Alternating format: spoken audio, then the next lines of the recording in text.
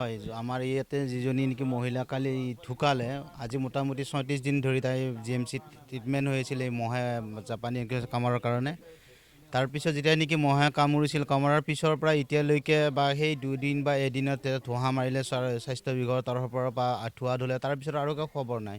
মই স্বাস্থ্য বিভাগক কাটাৰ অনুৰোধ জনাওঁ যাতে এই অঞ্চলটোত বহুত পিছপৰা অঞ্চল, যিহেতু ওচৰতে নদী আছে, পুখুৰী আছে, বহুত জংঘল আছে, সেইতে স্বাস্থ্য বিভাগে এটা 2 দিন কাম কৰি যাতে এই হাত সামৰি নাথাকি বাকীখিনি আকৌ আমাৰ বহুত ভয় আছে যাতে আকৌ কাৰোবাক যদি কামুৰি দিয়াৰ পিছত আকৌ এনেকুৱা পৰিস্থিতি হ'ব।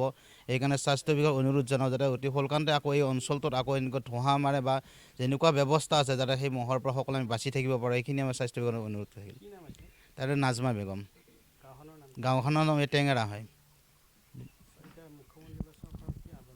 মই মুখ্যমন্ত্ৰী ডাঙৰীয়াক এইটোৱে আহ্বান জনাওঁ যাতে তেওঁ স্বাস্থ্য বিভাগৰ দ্বাৰা এইখিনি অতি তত্বাৱধান কৰি যাতে বাকীখিনি মানুহক জীয়াই থকাৰ কাৰণে সকাহ দিয়ে আৰু এই মহৰ পৰা যাতে সকলোৱে বাচি থাকিব পাৰে, তাৰ কাৰণে স্বাস্থ্য বিভাগে যাতে অতি গুৰুত্বপূৰ্ণ এইখিনি লয় আৰু যাতে যিখিনি কৰিব লাগে কাম সেইখিনি যাতে জলদি কৰে আৰু। আমাৰ শনিবাৰে ঈদ আছিলেতো 7 তাৰিখ, 7 তাৰিখে ঠিকে আছিলে, 8 তাৰিখেও ঠিক আছে, 9 তাৰিখে মানে হঠাতে জ্বৰ আহিলে। আহোঁতে ৰাতিপুৱা আমি লৈ গ'লোঁ, প্ৰথম এমছত দেখালোঁ। এমছত ক'লে আমাৰ ইয়াত কেইটামান নাই, তোমালোকে গুৱাহাটী GMC লৈ যোৱা। আমি GMC নিনি মানে নেম কেয়াৰত ভৰ্তি কৰালোঁ।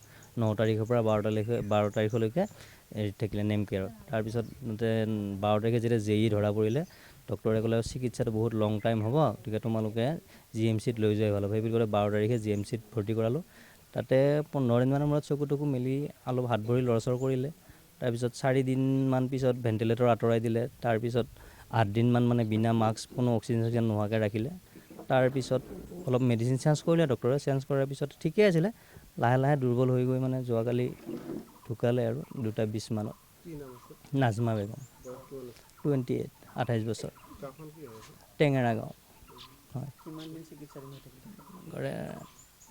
36 দিনমান থাকিলে হস্পিটেলত টোটেল।